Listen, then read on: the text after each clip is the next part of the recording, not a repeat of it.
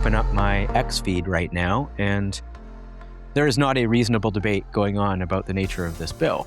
I am seeing the loudest, most negative voices, or the most boosterish voices on either side. I am not seeing a discussion about what's actually in it. And the media isn't particularly good at having that discussion either. We're heading into a world of rapid technological change driven by AI. And the public, I don't think, has the means or the media it needs to help them understand what we're all going through collectively. And that's a problem in our daily lives and in our businesses, but I think it's also a problem for policy, because policy is big and complicated and boring, and none of those things work on social media. What works on social media is anger and outrage and hatred. And that is what I'm seeing when I open my social media right now about this bill. The Amber Mac Show on Canada Talks, Sirius XM 167. Welcome to the Amber Mac Show. Coming up in today's episode, how Canada plans to keep kids and maybe all of us safer online, the rising costs of artificial intelligence, and the tech leader who is now a trillionaire. And we'll also talk about the countries that want tech companies to share their wealth with workers, how to upskill the next generation, and Marc Saltzman joins us with some cool tech for dads and grads. But first, let's get to the headlines. The Tapo D235 video doorbell camera was recently awarded Tech Hive's Best of 2025 to 2026. That's no surprise since it does so much. First up, it uses smart AI to identify people, pets, vehicles, and packages and notifies users as needed. Second up, you can save recorded videos to the micro SD card, up from 512 gigabytes, it's sold separately, or use Tapo Care cloud storage subscription required. Plus, the D235 exceeds traditional full HD resolution with finer details and incredible clarity. In other words, you're getting a 180-degree ultra-wide field of view, capturing every detail from head to toe in a single sweeping glance. You can order your TP-Link video doorbell camera today over on Amazon, and thanks so much to TP-Link for supporting the Amber Mac Show. Headlines. Well, after a brief flirtation with token maxing, we're shifting to the next era of AI, where a lot less can be done for free, and the costs of doing more are finally becoming apparent as AI companies stop subsidizing usage. From GitHub users complaining that just a few hours of AI use can take up most of their monthly subscription quota, to a company using Anthropic's Claude ending up with a $500 million bill for a single month of usage, we're starting to see reactions like the recent one from Amazon's senior vice president, who was pleading with staff to, quote, not use AI just for the sake of using AI, end quote. And let's be totally clear, this would be staff who were previously strongly encouraged by management like him to use as much AI as they could. We should also add that OpenAI's CEO Sam Altman has said that the growing costs of AI are becoming a problem, and judging by the number of token overspending memes that I think we're both seeing on social media, he is far from the only one.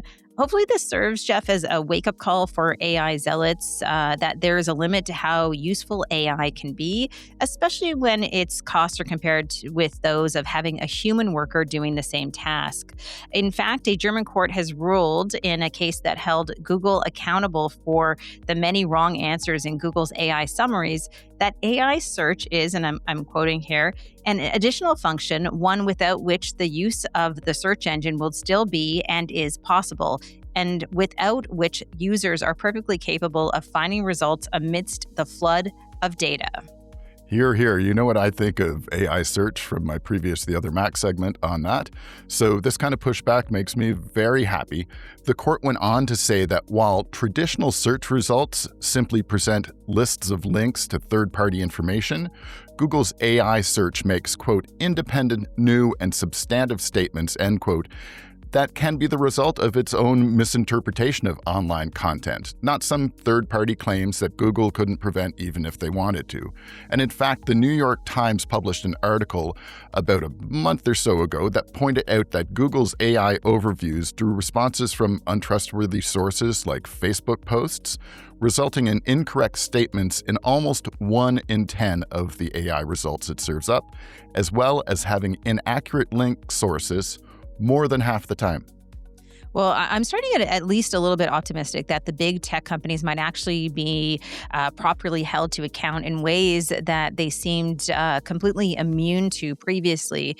In another example, a new class action lawsuit in Mississippi is targeting Elon Musk's SpaceX for the noise and pollution being caused by the company's irresponsible use of gas turbines to power AI data centers. This is just unbelievable.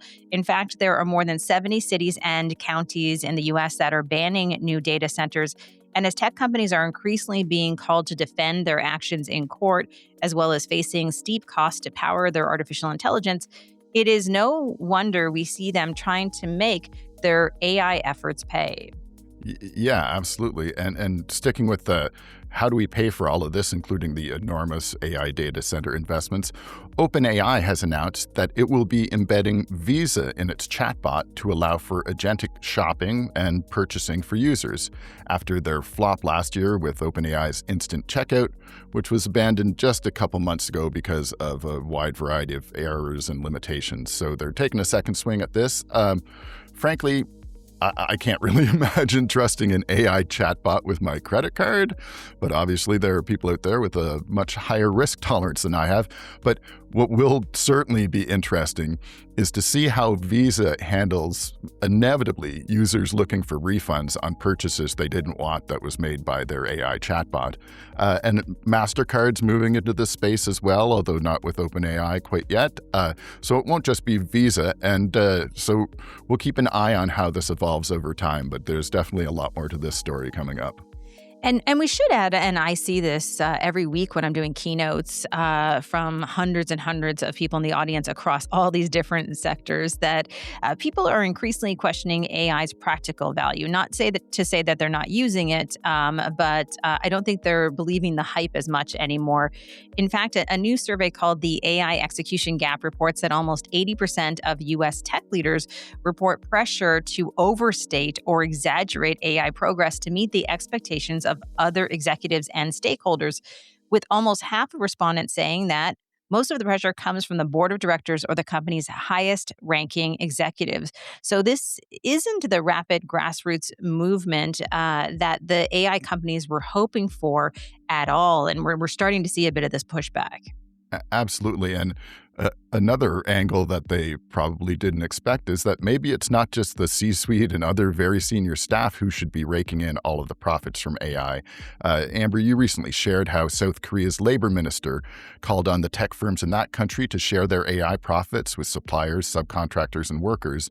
And now China's official trade union newspaper is adding to that sentiment with a strongly worded editorial saying that, quote, "The benefits of technological advancement should be shared by society as a whole rather than becoming a tool for a small number of employers to undermine workers' rights." So that's a pretty big statement from a pretty big country with a lot of workers in AI. Yeah, I think it's a fair statement as well. And it's really no wonder they have those worries, given that Citigroup has said that China's ambitious AI adoption, with targets of 70% AI adoption across key sectors by 2027 and 90% by 2030, could displace potentially 1 in 10 Chinese jobs.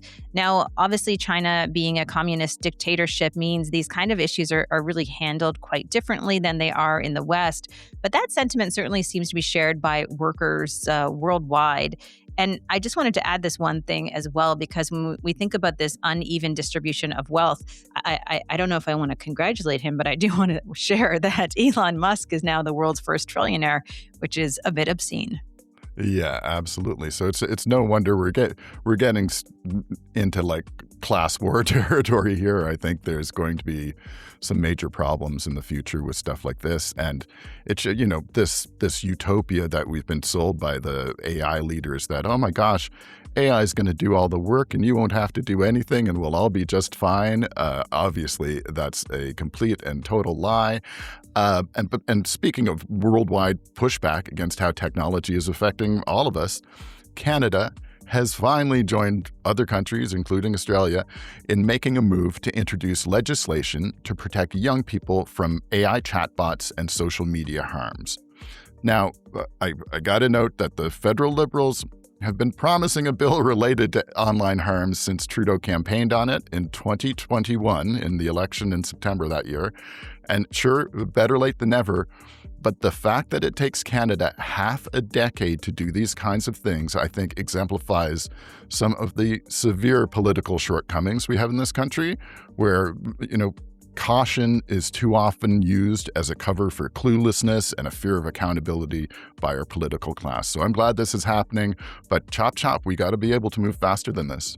Yeah, and we should say that this announcement in terms of this act is just on the heels of the long-delayed AI strategy, the AI plan for the country, which was finally released. We covered that on last week's episode, but there's also a standalone version of that over on our podcast feeds if you want to check it out. So I think it's fair to say we hope that the Carney government is able to move past those kinds of issues to create a much more nimble Canada. Bill C-34, the Safe Social Media Act, is intended to, as the government states, enact legislation to make online services responsible for addressing harmful content and creating a safer online space for all Canadians, especially children. The proposed legislation will create safety requirements for social media services and AI chatbot services to provide strong protections against online harms. And a key aspect of this, which I think is a good aspect, and it's much better than the online harms legislation that was proposed years ago, is that this is making online services much more accountable for the environments that they design and operate. So that is the critical piece here in terms of the big tech companies having to be somewhat accountable. Absolutely. That is the key, and the government's not going to be able to prescribe how they do this stuff, so let them figure it out. And, people are rightfully pointing out that social media bans haven't been enormously effective so far. There's all sorts of problems in Australia, and I think it's important to focus on that the important thing here is to introduce legislation that people can leverage to legally pressure social media and AI companies to just do the right thing. So it may be flawed, but I think this is a very important first step towards kind of grabbing the reins that we too willingly handed over to the big tech many years ago and providing a mechanism with some teeth to hold big tech accountable and pressure them into meaningful change. So this, I'm sure there's going to be all sorts of issues with this, but it's better to have the wrong legislation in place now than to have no legislation in place, in my mind. Well said. We're going to talk a lot more about Bill C-34 with our guest, Taylor Owen, the Beaverbrook Chair in Media, Ethics and Communication at McGill University and founding director of the Center for Media Technology and Democracy. So stay tuned. That's coming up next. The Amber Mac Show on Canada Talks, Sirius XM 167. Taylor Owen is the Beaverbrook Chair in Media, Ethics and Communication and the founding director of the Center for Media, Technology and Democracy at McGill University. Amber spoke with Taylor about Bill C-34, Canada's new Safe Social Media Act, and here's their conversation. AI Spotlight. Taylor, thank you so much for joining me. Thanks for having me.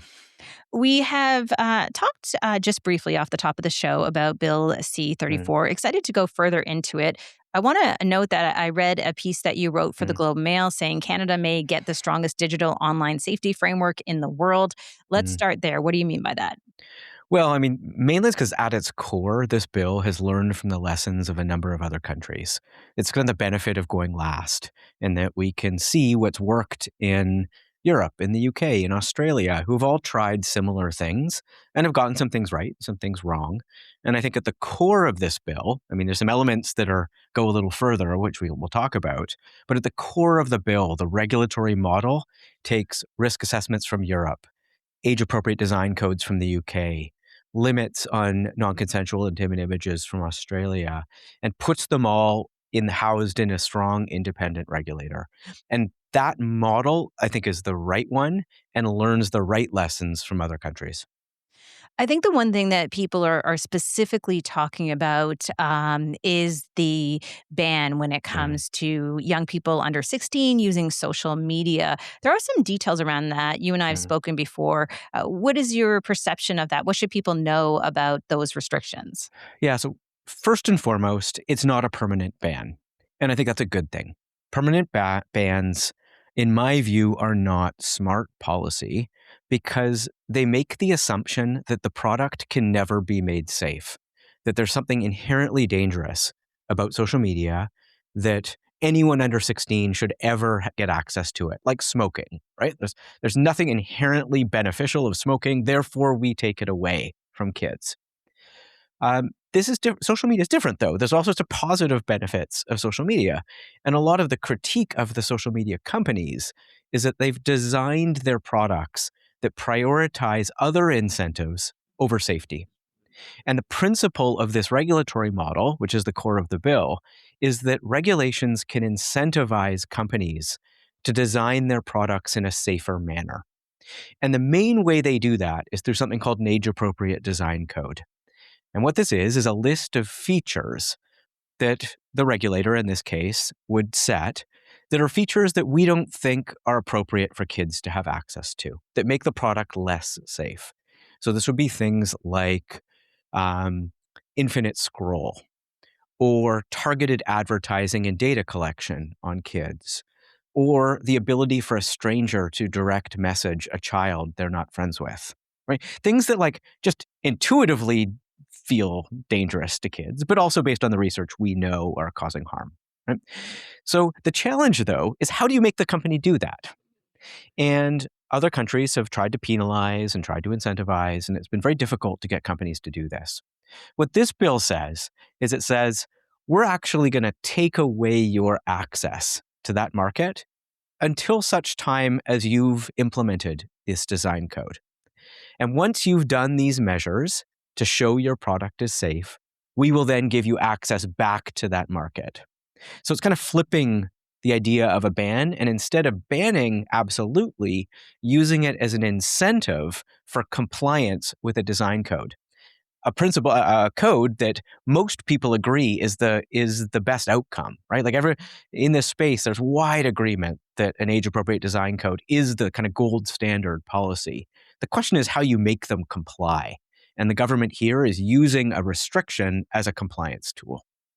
Now, it's interesting because I think some of the criticism that I've seen online is around that conversation in terms of how do these big tech companies comply, and then very quickly it goes down this path of age verification and the issues with privacy when it comes to verifying age online. What would be your response to that? That it's not uncomplicated. Any policy where you are differentiating access or features by age requires some form of age verification.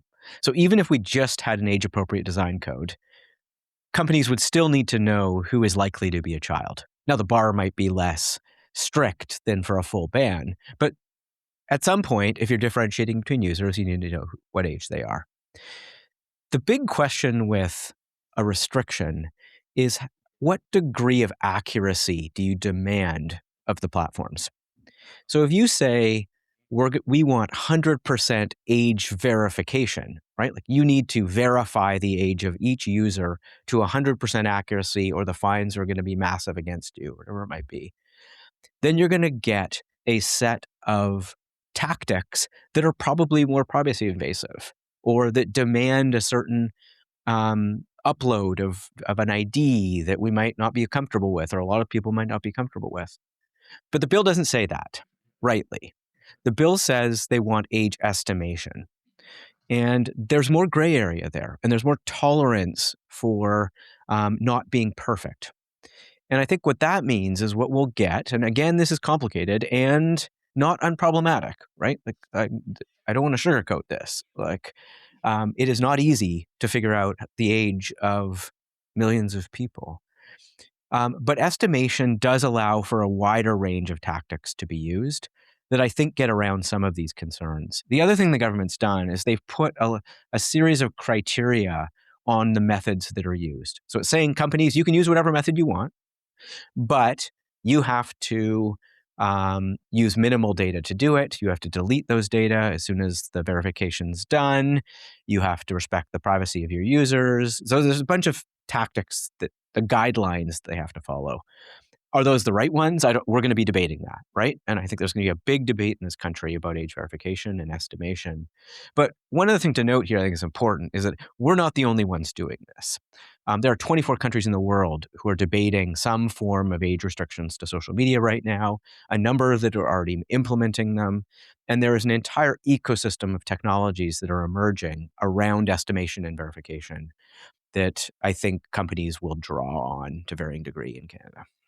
One of the things that I think is kind of fascinating is the resistance that we see when it comes to big tech being regulated at all. And I think this is a conversation that was worth having, because it is fair to say that all across our society, we have regulation, especially when it comes to our kids. And I'm always blown away that there's so many voices that seem to come out of the woodwork when we have these conversations around big tech. And that seems to kind of play into it, where people feel like, okay, the government's going too far.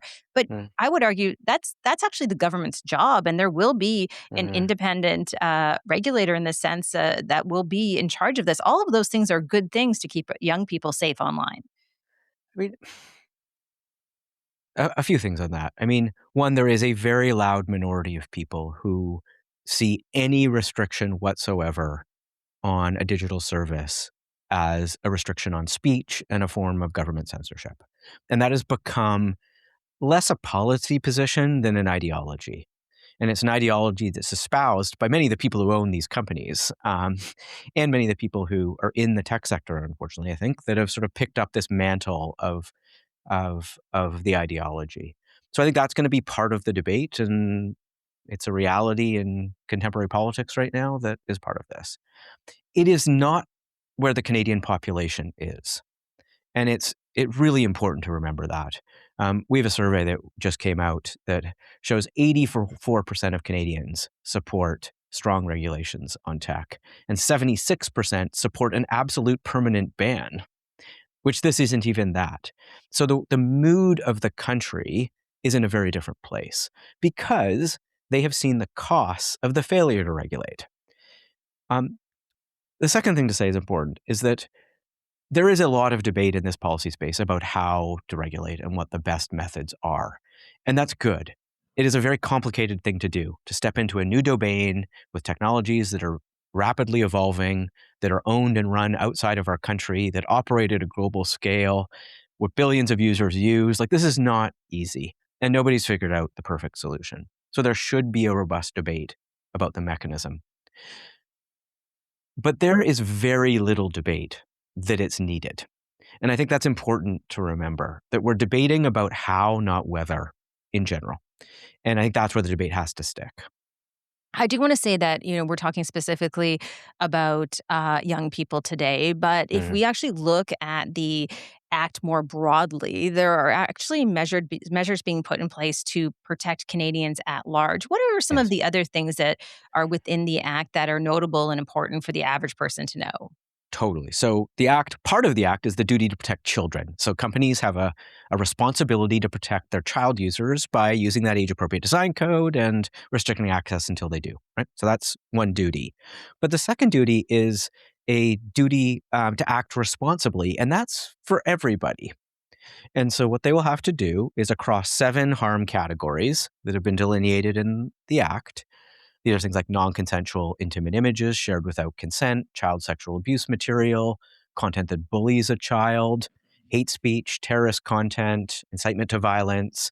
And we will be having debates about all of those in the coming months, and as we should, about the definitions of each of those. But in those 7 categories, social media companies and chatbots, and I'll get to that in a second, need to do a few things to prove that they're acting responsibly. They need to do risk assessments on their products. So they need to say, is our product amplifying this kind of content or disincentivizing it? And if it's amplifying it, what are we going to do to mitigate that risk? So they do these risk assessments. These are being done all over the world. This is not a radical idea. The core principle comes from the Digital Services Act in Europe, and most European countries are doing these regularly. And they file these risk assessments before they launch a new product in our market. And the principle there is like, maybe we should be looking at the risk first rather than after we deploy the technology, which, as you know, has been the precedent. Companies build a new tool, they launch it, they experiment on the public, we find out there are real risks that should have been known before, and then maybe they claw those features back. It's flipping that. It's saying, we want you to do this before you enter our market. They also need to be transparent. So they need to share data about what's working and what's not working, how their tools are being used. And that's the core second duty of the duty to act responsibly. The third duty is to take down within 24 hours 2 types of content.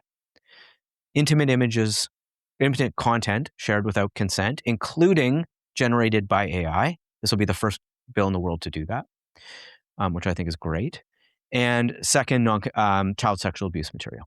So for those 2 types of content, the government's saying, we don't want you just to minimize the risk of it. We think there's actually no risk to free speech to you taking down this content immediately to those 2 types of content. So that's broadly what they have to do. The other thing that they've added, which will affect everyone, is they've scoped in chatbots. So chatbots are a bit different than social media. The harm is different, right? It's not, the harm with social media is a piece of content being posted and then being amplified to potentially millions of people. The harm with a chatbot is an intimate one, right? It's a relationship between a product and a person. And so there's a different set of obligations they've placed on chatbots to show they're acting responsibly. And it's things like the chatbot itself not incentivizing criminal behavior, not coaching you into how to commit a crime.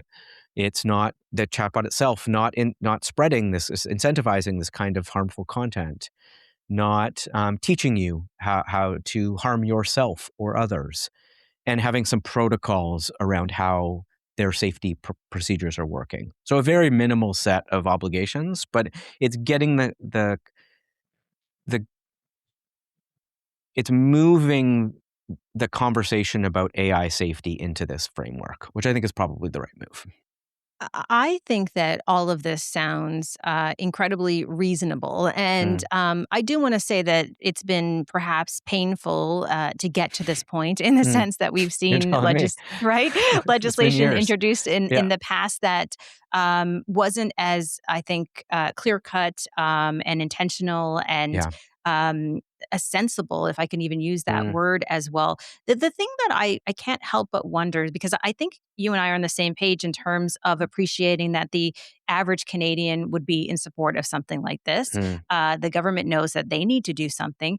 The third piece is the big tech companies. And this is the piece that, I mean, obviously neither one of us can speak for them, but I will say that we've seen over the years, the Metas of the world, they certainly have not wanted to adhere to any rules or guardrails, especially in other countries beyond the US.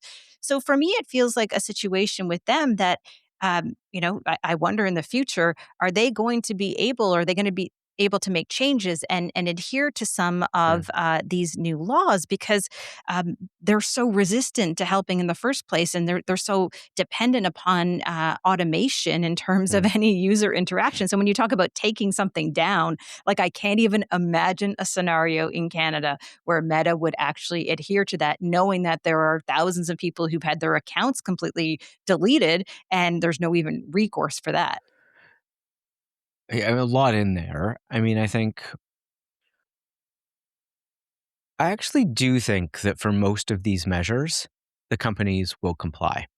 In part because they're complying already in other jurisdictions. Not perfectly, like no question. Like for example, the reason the age verification or the age restriction in Australia isn't working very well is because all 5 major social media companies are dragging their feet on implementation.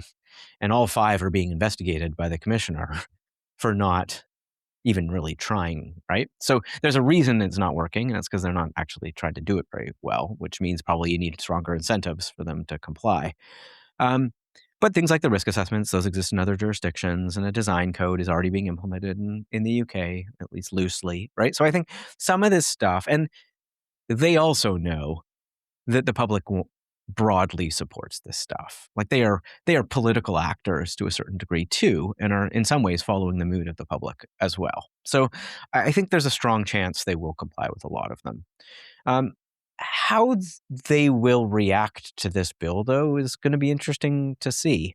Um, they all have slightly different interests here. So, for example, TikTok and Meta believe that any age verification should happen at the App Store level by Google and Apple.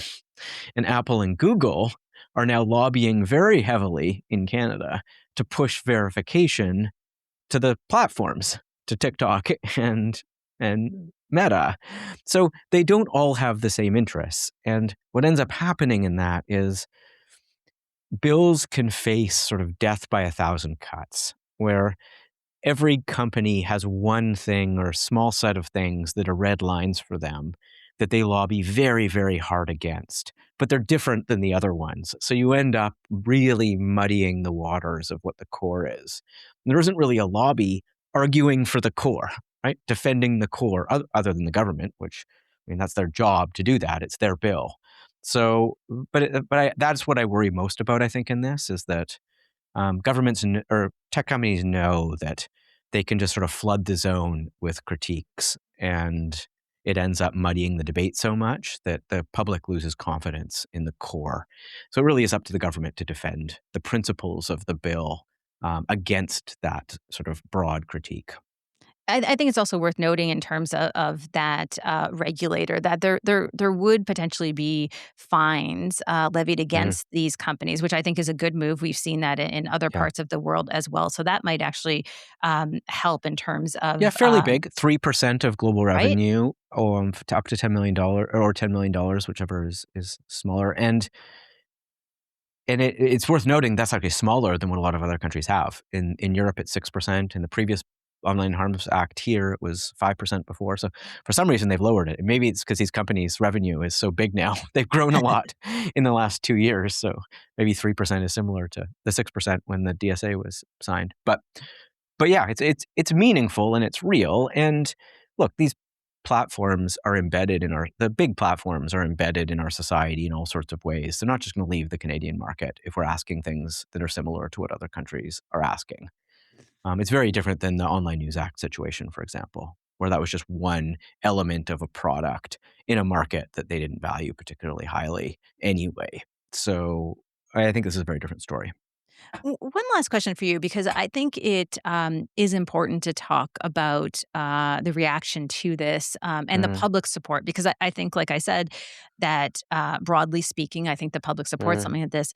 But I worry a little bit about the state that we're in right now in terms mm, of our information world, that people yeah, maybe don't have the literacy to fully understand the bill itself and potentially the details that are really important, and mm, instead are listening to maybe the loudest voices that are critiquing this, mm, potentially to their advantage as well. So, mm, is there anything that can be done on a public level to yeah, help to demystify what is happening in here?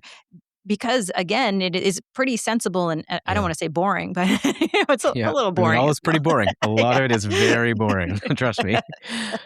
Look, I think that's the key question, and it's one I worry about a lot too. I mean, as you know, we spend a lot of time studying the Canadian media ecosystem, and I can tell you it's not a healthy place.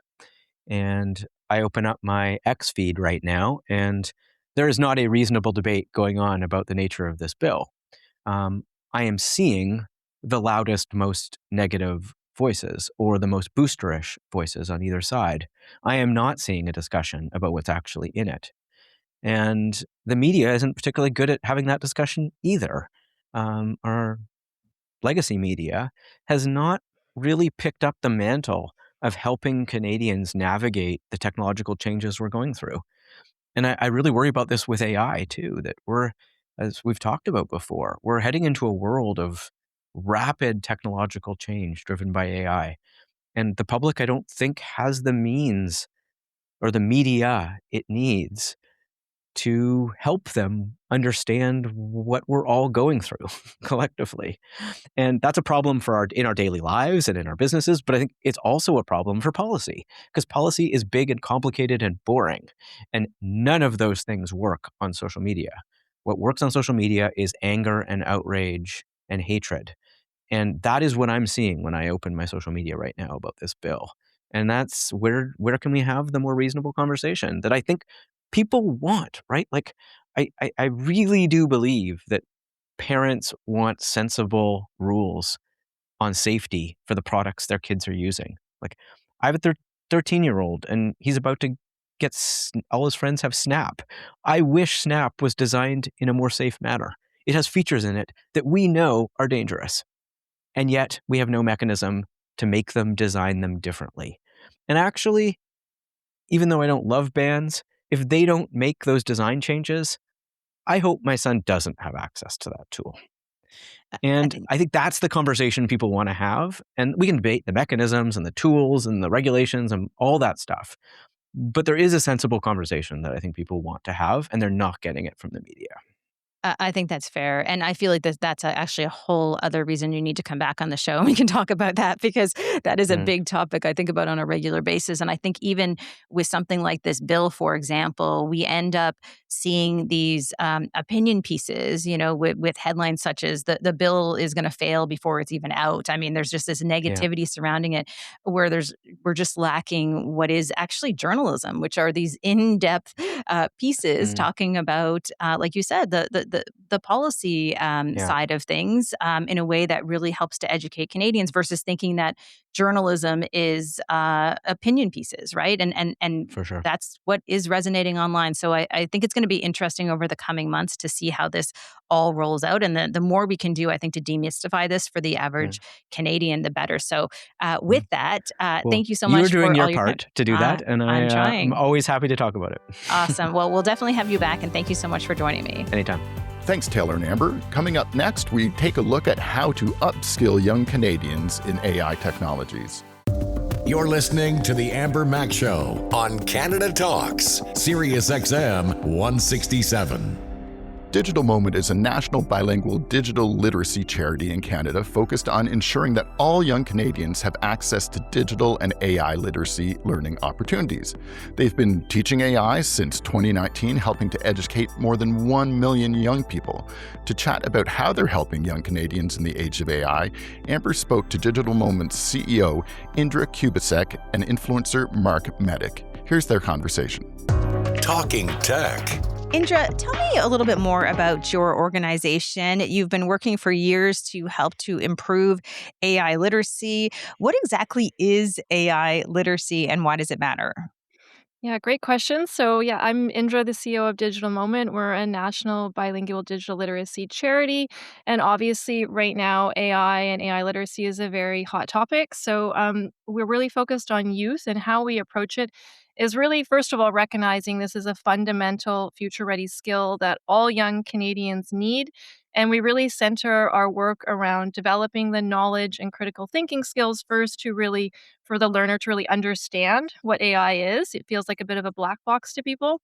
How to use it, but most importantly, also how to question it and how to apply AI responsibly. So we're really looking at demystifying it, thinking about human judgment and ethical engagement. And ultimately, this is just a way to empower young people to really transition them from just passive consumers of AI to really informed, conscious creators, and thinking about how to maybe solve some world problems with this technology.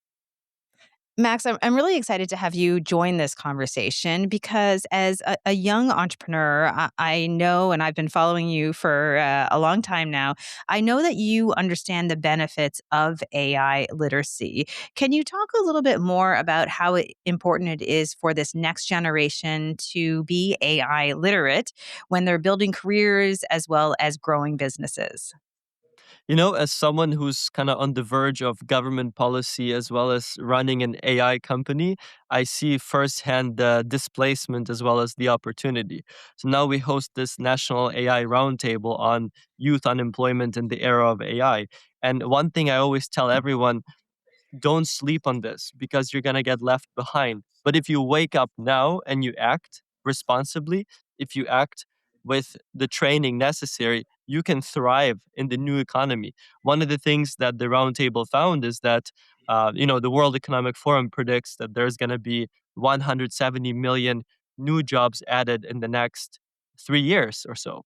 And only 92 million will disappear. So we're still at a net gain, but that net gain will come through new things that were not really looked at before. For example, if you look past into the past with the displacement of certain jobs, for example, in the 90s and 80s when ATMs got introduced, have you ever used an ATM? What is it? It's an automated teller machine.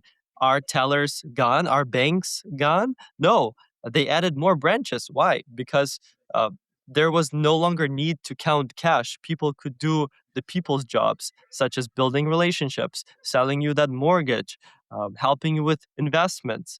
So banks actually added 100,000 more jobs in the 20 years that followed that introduction of ATMs. So I think the same thing would happen now, as we see with the data and as we see from the conversations that we're having across the country. I am totally with you, and I think for a lot of people, it really comes down to literacy and getting educated in terms of the impact that AI is going to make. Indra, as part of the campaign that you're running AI in your everyday life, you're really focusing on three pillars, which I love because this helps to contextualize the importance of AI in terms of both the risks but also the rewards.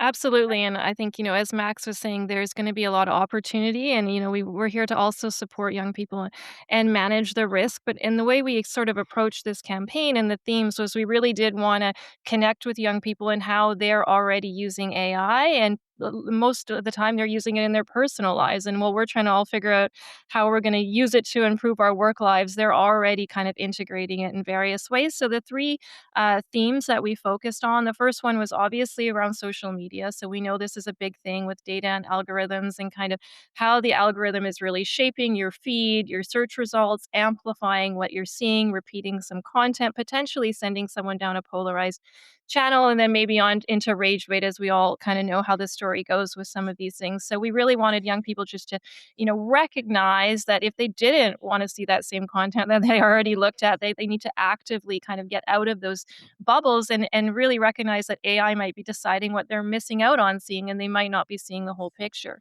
In addition to that, as Max said, with the workforce right now, we're talking a lot about how people are going to amplify their skills and how they're going to get better and more productive. And there is this, probably a little bit of a desire to offload our cognitive problems to AI. And so we really wanted to focus on making sure that young people are not just trusting the first response they're getting out too quickly from these systems, and that they're actually verifying this information using their own judgment. We know that AI sounds completely credible and confident if it's right or it's wrong. And so making sure that they're not taking it at surface value. And probably for me, the most interesting conversation that I think is really now coming out more is around this agreeableness of AI chatbots and this bias that they have toward quote unquote take our side. So depending on what conversation you're having with them, they might flatter you, they might confirm your worldview, they might tell you exactly what you want to hear and reinforce you and possibly even persuade you to go down a path that you didn't necessarily want to go down. And so those were kind of the elements how we feel young people are already out there using this technology and how could we connect with them in their own world. Max, if we take those three pillars and we look at them through the lens of using AI responsibly as a leader in business, what would you say to that in terms of the importance of these pillars? Well, Amber, I think the most important thing is awareness. And companies like Digital Moment, what Indra is doing with the team is spreading awareness so that more people can act. Because once you are aware, you understand the risks. there's two sides of one coin. There's the side of the company providing that AI solution. So, for example, in our case, we're called the TurboTax of immigration. So it's our duty to ensure that all of our AI operates within the government policy, in our case, the Immigration Act. But also the other side is the user or the client side.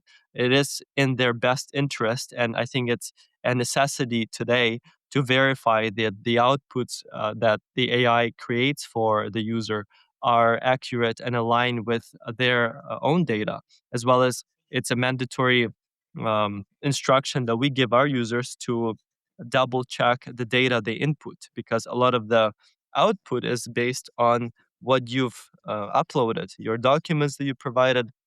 And if you don't do your due diligence on that, you just risk receiving not just bad output, but output that can lead you to certain consequences, especially when you deal with something as personal as immigration. Well, it's interesting, and I see this day to day. I'm actually in the middle of crisscrossing the country talking about AI for entrepreneurs and teaching small business owners how to use AI. And I think we see this across all age groups, this real appetite to start to understand how to incorporate AI into your day to day.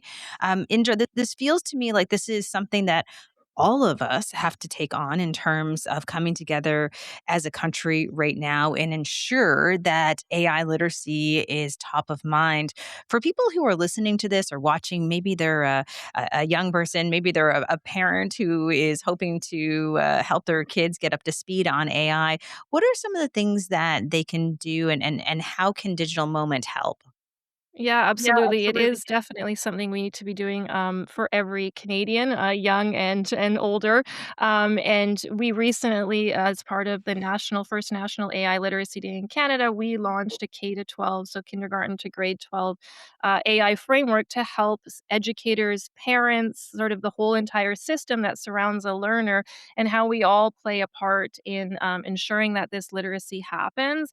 And I think one of the things that's important to remember in this moment was that, neural networks and sort of the foundations of AI started in Canada. For some of us know this, not everybody knows that, but all the research and everything that went into this began in this country. We have brilliant minds who are top in world class in this space, and yet we also have a very vulnerable young population. And so how do we create more dialogue and more conversation and then also put this into action? And so we are here as an organization to work with others across the ecosystem, across the country, to bring those literacy opportunities forward. We've created guides for educators, guides for parents, and honestly, to have conversations like this as well as around the kitchen table.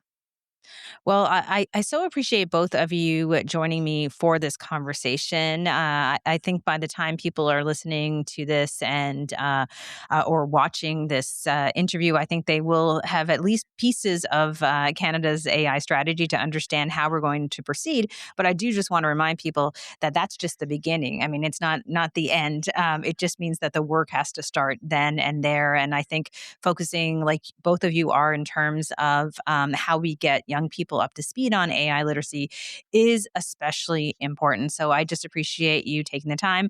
Max, for people who want to follow you, where's the best place to go? Max, Medyk, everywhere.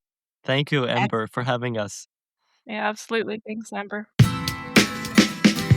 Thanks to Digital Moment for supporting the Amber Mac Show. Coming up next, it's time to celebrate dads and grads with friend of the show, Marc Saltzman.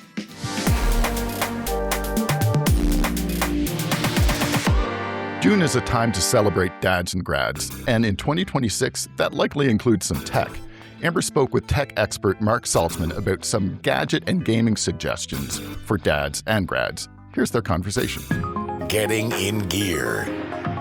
June is the perfect time to celebrate dads and grads. There is so much going on, and that, of course, includes technology as a great gift, specifically gadgets and gaming for Father's Day, and even for the grad on your list. And I have to tell you before I introduce you, Marc, that I have a niece who's graduating, actually two from high school. Father's Day is coming up, so this is all top of mind for me. So I'm super excited to hear your picks, and welcome to the show. Thanks so much for having me, Amber. Always a pleasure. Thanks. All right, so let's start off with some portable technology, especially for people who are perhaps traveling. Sure. So we'll start by getting our game on. The Nintendo Switch 2 has a new bundle called the Choose Your Game Bundle. And as you can tell, it combines the best-selling hardware, the actual Nintendo Switch 2 game console, which I love the versatility because, as you know, you can play at home or on the go. And it combines it with one of three games that you can choose. It's a download code for a digital version of either Pokemon Pokopia or Mario Kart World, or my favorite, Donkey Kong Bonanza. So that's a game so you can choose one of the three games. You get it as a bundle. And what I also like about Nintendo Switch 2 is that it works with so many existing Nintendo Switch games. So if that dad or grad on your gift list already has a Nintendo Switch, when they get the newer hardware, most of those games will work. You don't have to build your library from scratch. So I love that value proposition as well. And you do get the dock in the box. You can play it on a big screen TV when you are in one place for a while. So that's again called the Nintendo Switch 2 Choose Your Game Bundle. My next recommendation still falls in that portable camp, but it's more tied to productivity. It's from SanDisk, called the Extreme Fit USB-C flash drive. Kind of hard to see it here on camera, but that's the whole point. It's a tiny little USB drive that you can keep plugged into your laptop, so you don't remove it. It's got a low profile, so it's always there, and you've got up to a terabyte of storage, which is a lot more affordable than buying a whole new laptop. In fact, prices start at just $37.99 for 64 gigs of storage. But the idea is that you've got on demand, you can access, or you can back up your important files, but also access it because it's pretty fast. It's 400 megabits per second.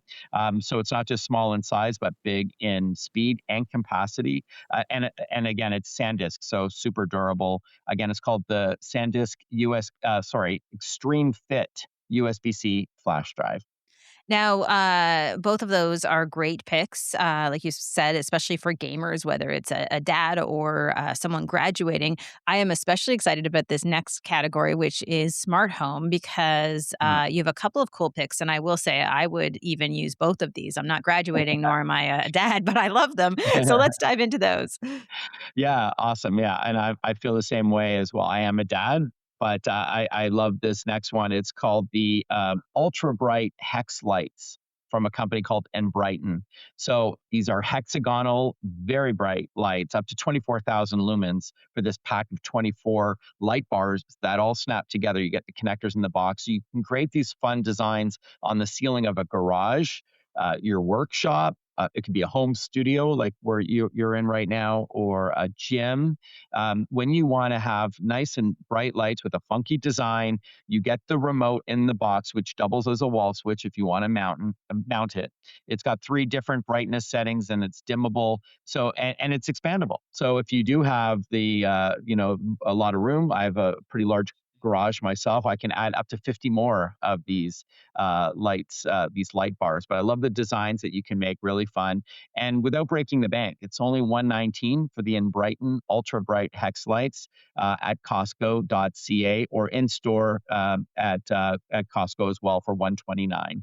And then speaking of smart home, I love Ecovacs, this company that you've probably heard of. They're a leader actually they're the global leader in window washing robots, in fact, but they do have, floor vac and mops as well. So Ecovacs has their latest window washing robot called the Winbot W3 Omni. This is their top of the line premier sort of premium. This window washing bot that suctions to the glass, great for the outdoor of your home because it will, take care of even large windows, hard to reach areas, so it's safer. You don't have to go on a ladder. It's great for sliding doors or high-rise condos, even indoors, like if you've got a large shower stall that's glass.